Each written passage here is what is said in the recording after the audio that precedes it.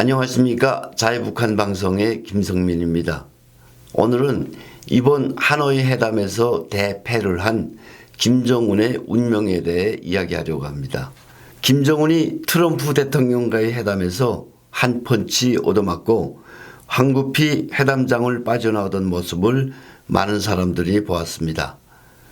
그보다 먼저 회담장에서 우리에겐 1분 1초가 소중하다면서 서두를 것 없다는 트럼프 대통령에게 애원하듯 매달리는 모습을 온 세상 사람들이 지켜보았습니다. 물론 북조선 인민들만 이런 희한한 광경을 보지 못했습니다만 곧 보게 될 날이 있을 것입니다. 지금 지구상에 10여 개의 한국어 대북 방송이 있고 탈북자들이 주관하는 USB, 이름하여 용상물 투입 활동들이 줄기차게 벌어지고 있는 환경에서 김정은이 얼마나 이른바 세상 밖으로 나와서는 철부지 어린애 같고 판단 능력이 떨어지는 등 정치적으로 무감각한 인간인지를 알게 될 것이란 이야기입니다. 굳이 외부 세계의 정보 유입이 없더라도 북한 주민들은 벌써부터 어안이 벙벙해하고 있습니다. 그리도 요란스럽게 평양을 떠났던 김정은에 대한 후속 보도가 없었기 때문입니다. 관련하여 한 말씀 드리면 얼마 전부터 김정은 관련 뉴스를 거의 생방송처럼 보도해온 북한입니다. 김정은이 있는 폼 없는 폼을 다 잡고 중국 대륙을 열차를 타고 횡단할 때만 해도 관련 보도가 북한 주민들에게 전해졌고 주민들은 주민들대로 이제 김정은이 트럼프와의 1차 회담에 이어 2차 회담에서도 커다란 성과를 거두고 돌아올 것이라고 믿고 있었습니다. 그러다가 회담 당일부터 베트남에 간 김정은 관련 뉴스가 뜸해지기 시작했습니다.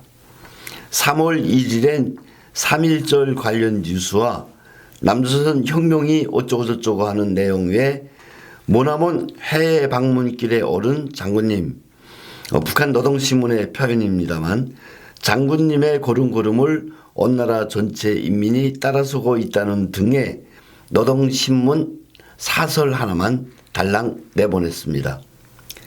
3월 2일 역시 마찬가지입니다.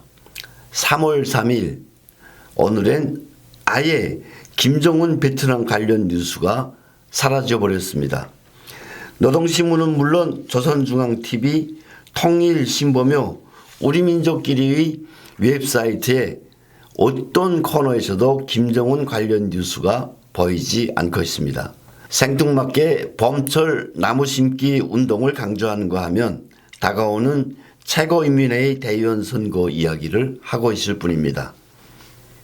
이렇게 되면 북조선 인민들이 무엇을 상상하게 될까요? 그 상상의 폭과 깊이를 다 설명드릴 수는 없겠지만 적어도 김정은의 신상에 무슨 일이 생겼다는 합리적 의심을 품을 수밖에 없게 될 것입니다. 이런 주민들에게 김정은은 돌아가야만 하고 돌아가서 무엇이든 보여주어야 할 것입니다. 미국을 다시 원수로 돌리는 일, 가능하다고 보여집니다. 트럼프 대통령이 아직도 김정은을 추켜 세우고 있으니까 웃는 얼굴에 침을 못 뱉는다고 회담 결과를 가지고 장난칠 가능성도 없지 않아 있습니다. 하노이에서 이영호와 최선희가 했던 기자회견 내용을 저희들에게 유리하게 한참 부풀리거나 김정은이 우리 인민의 이익을 위해 회담장을 박차고 나왔다고 오히려 김정은을 지켜 세울 가능성도 있습니다. 전자보다 후자의 가능성이 더 클 것으로 점쳐지지만 어쨌든 회담장을 박차고 나오신 장군님을 칭송하더라도 그 회담장을 박차고 나올 정도로 사전 준비를 잘하지 못했던 몇 사람들에 대한 책임 문제가 따를 것입니다. 동행했던 여러 인물들 중에 실무 책임자였던 리용호 외무상과 최선희 외무성 부상, 김명철의 책임 소재가 오르내리고 있습니다. 그 외에 이수용 노동당 부장, 김혁철 대미 대표도 있겠지만 저는 개인적으로 김용철이 꼭 반드시 처형되기를 바랍니다. 김용철이야말로 천안함 폭침과 연평도 폭격의 주모자이기 때문입니다. 그리고 눈여겨보신 분들은 아시겠지만 이영호, 김용춘, 김종각, 우동축 등 이른바 김정일의 채축군이었던 군 장성들이 김정은 때에 와서 처형, 실각, 해임될 때도 김용철만은 유독 김정은의 눈에 들어서 살아남았던 인물입니다. 현재 통일전선 부장이란 직책으로 한국과 미국을 둘락거리는 데서 볼 수 있듯이 북한의 통일전선부란 결국은 주한미군 철수를 통한 한반도의 적화 통일을 꾀하는 노동당의 핵심 부서이고 이 부서의 장이 김용철이란 이야기입니다. 과거의 경험에서 보듯이 김정은은 자신의 실수를 덮기 위해 피라미가 아니라 큰 고기를 미끼로 던질 가능성이 크다는 이야기이기도 합니다.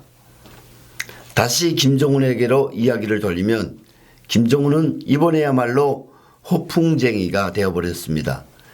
미국과의 담판에서 성과를 거두고 돌아온다며 허풍을 떨다가 그만해야 꽁꽁 숨겨두었던 비장의 카드를 전 세계 앞에서 홀랑 까버리는 창피만 당했습니다.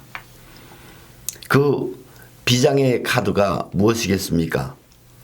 백성들이 허리띠를 졸라매고 자신의 신변 안전 보증서와 같은 해군을 만들게 하고 우리에게 있는 핵시설의 일부만 폐기하고 그 대가로 대북 제재를 풀어달라는 것이 아니겠습니까? 핵을 빌미로 국제적 원조를 꿈꾸던 북한 핵 개발의 목적을 스스로 까발켰던 셈입니다. 그래서 미국이 이 발칙한 놈, 수준도 어리거니와 정치적 감각도 없는 놈 하고 판을 깨버리니까 울지도 못하고 웃지도 못하던 김정은의 그 황당한 모습을 북조선 인민들도 보게 될 날이 반드시 올 것입니다.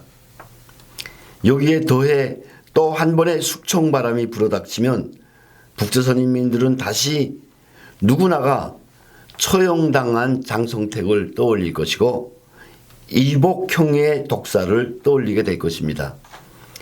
그러지 않아도 어린 놈이 아버지 뻘 되는 원로들 앞에서 담뱃대를 꺼나물지 않나. 유치원 아이들을 방문한답시고 아이들 앞에 구두를 신은 채로 기어들지 않나. 김정은의 비인간성을 하나하나 구체적으로 떠올리게 될 것입니다. 이는 북한 사회를 유지하고 있는 핵심 요소, 수령의 권위가 무너지는 계기로 작용할 것이며 이른바 수령의 위대성에 기인한 북한 독재 체제의 붕괴를 촉진시키게 될 것입니다. 그런 의미에서 이번 하노이 회담이 북한의 자유화를 위한 중대한 분수령이 되었다고 생각하면서 오늘 이야기를 마치겠습니다. 감사합니다.